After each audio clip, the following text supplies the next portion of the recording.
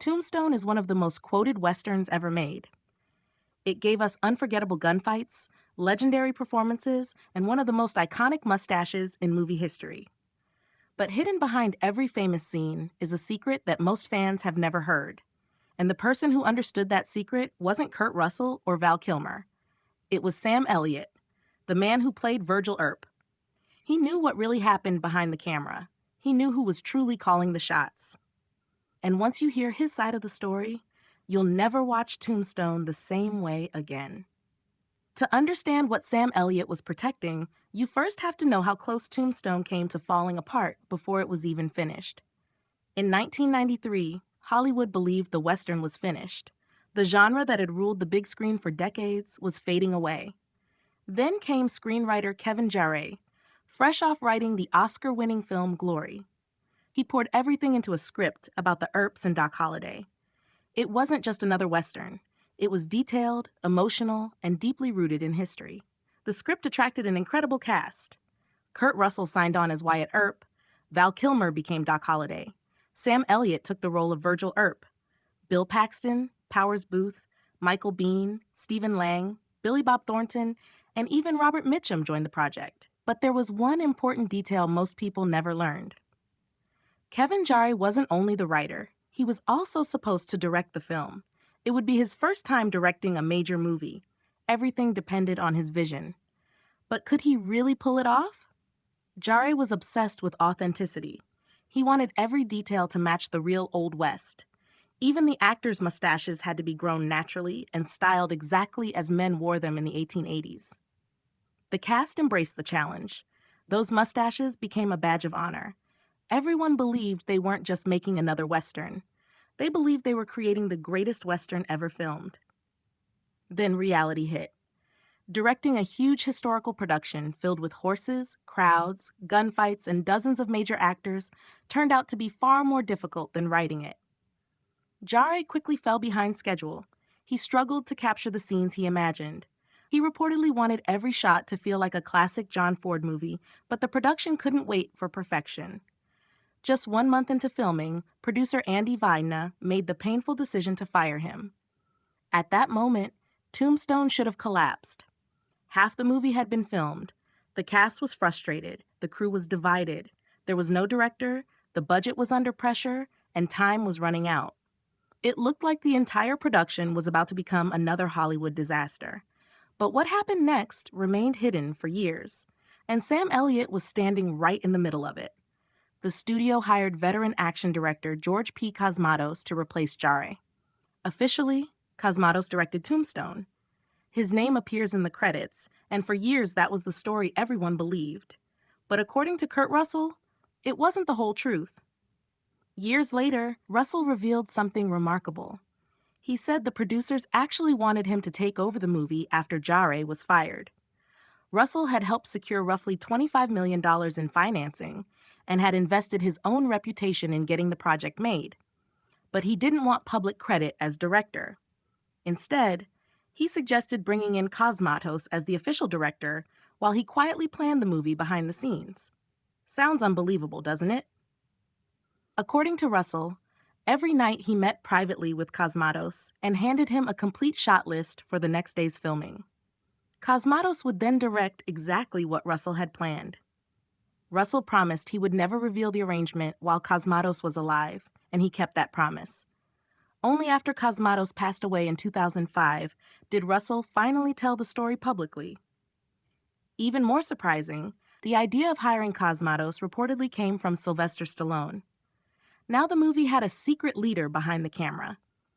But that wasn't the end of the conflict. In many ways, it was only the beginning.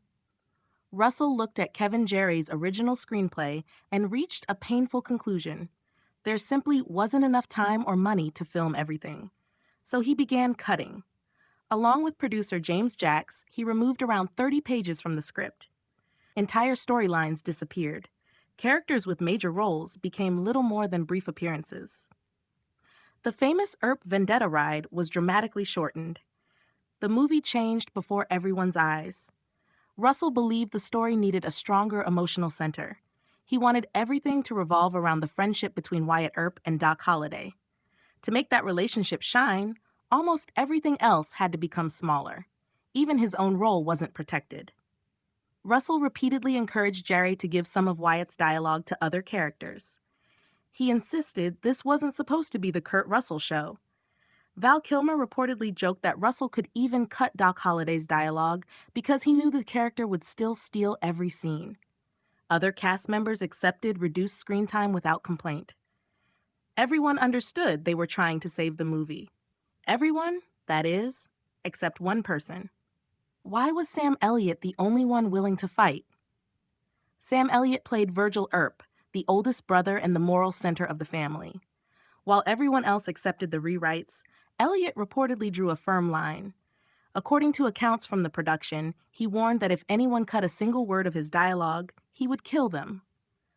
Most people took it as a joke, delivered with Elliott's trademark dry humor. But underneath the laughter was something very real. Elliott wasn't protecting his ego, he was protecting the script. He had read Kevin Jarre's original screenplay from beginning to end, and he believed it was one of the greatest scripts he had ever seen. In a 1993 interview with Entertainment Weekly, Elliott admitted something that still surprises fans today. He said that if he had first received the shortened version that eventually became the movie, he would have turned the role down completely. Think about that for a second. The actor who gave us one of the most beloved performances in Tombstone almost wouldn't have made the movie at all if that had been the original script. So what was missing? Elliott believed the cuts removed what he called the connective tissue of the story. The quiet moments, the character development, the emotional scenes that gave every relationship more depth. He felt the finished movie was only part of something much bigger. Virgil Earp suffered more than most characters. In Jarre's original screenplay, Virgil wasn't simply Wyatt's older brother. He was the family's moral compass, the man whose belief in justice pushed the Earps toward becoming lawmen. Many of those quieter scenes disappeared during the edits. Elliott believed those moments gave the story its heart. Without them, something important had been lost forever.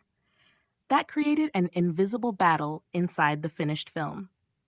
Russell was fighting to save the production by making it leaner and faster. Elliott was fighting to preserve its soul. Both believed they were doing the right thing. But who was right? The answer isn't as simple as it seems. As the years passed, even Kurt Russell admitted he still thinks about what might have been. In a famous interview, he described Kevin Jarre's original screenplay as the godfather of Westerns. Stephen Lang shared a similar opinion, saying the script felt like The Godfather set in 1880s Arizona. Imagine hearing that from the very people who made the movie.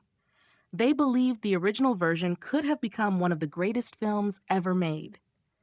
But because of production chaos, a fired director, limited time, and a shrinking budget, they never had the chance to make it. More than 30 years later, Russell has admitted he still believes Tombstone could have been even better. That's remarkable when you consider how beloved the movie already is. But there's another twist to the story. Russell has said much of the original footage still exists. Somewhere, boxes filled with unseen scenes may still be waiting. Fans have dreamed for years about a complete reconstruction of Kevin Jarre's original vision. Russell has hinted that he might someday return to his notes and revisit the footage. He even mentioned a lost hospital scene between Wyatt and Doc that was never included. But so far, that dream remains just that.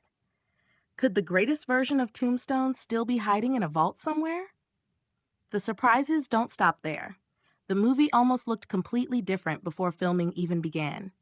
Val Kilmer's legendary performance as Doc Holliday nearly never happened. Willem Dafoe was originally considered for the role, but Disney reportedly refused because of controversy surrounding an earlier film. That decision opened the door for Kilmer. There was also a completely different casting idea. Producer Andy Vajna once suggested that Kurt Russell should play Doc Holliday, while Richard Gere played Wyatt Earp. Just imagine how different the chemistry would have been. The friendship that became the heart of Tombstone might never have worked the same way. Then there was the competition. At exactly the same time Tombstone was being made, Kevin Costner was producing his own Wyatt Earp movie. Costner had originally been involved with Kevin Jarre before taking the story in another direction.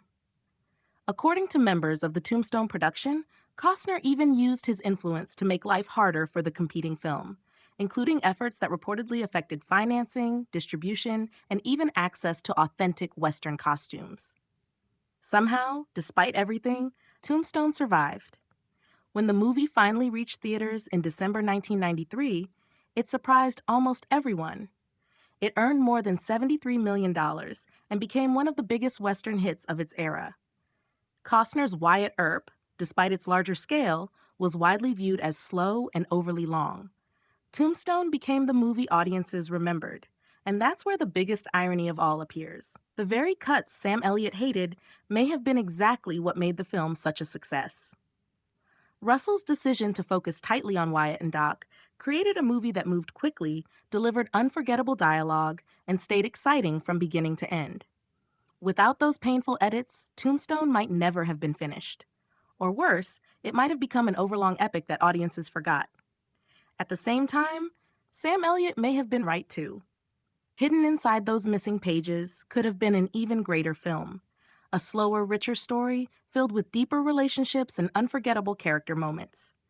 He had read those pages. He knew what had been lost. Once they were cut, they were gone forever. That's the secret Sam Elliott understood better than anyone else on the set. When you watch Tombstone today, you're watching two movies at once.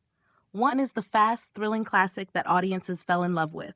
The other is the unseen masterpiece that exists only in memories, old scripts, and unreleased footage.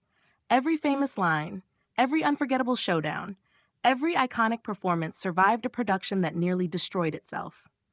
Behind it all stood Kurt Russell, quietly guiding the movie through chaos, and Sam Elliott, refusing to let the heart of Kevin Jerry's vision disappear without a fight.